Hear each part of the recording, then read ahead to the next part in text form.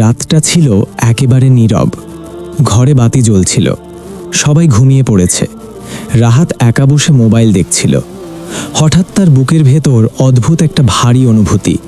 সে উঠতে চাইল, কিন্তু পারল না। ডাকতে চাইল, কিন্তু গলা থেকে কোনো শব্দ বের হলো না।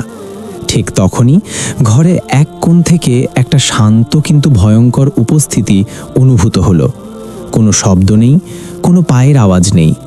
রাহাত বুঝে গেল এটা কোনো মানুষ না, এটা মালাকুল মউত অর্থাৎ আজরাইল আলাহি।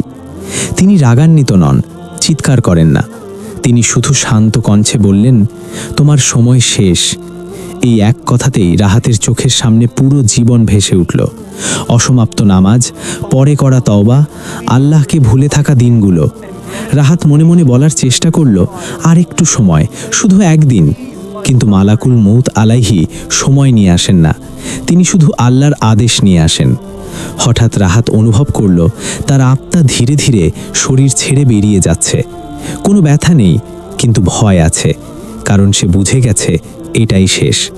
কিছুক্ষণ পর একই ঘরে মানুষের কান্না, ইন্না লিল্লাহি ওয়া ইন্না ইলাইহি রাজিউন।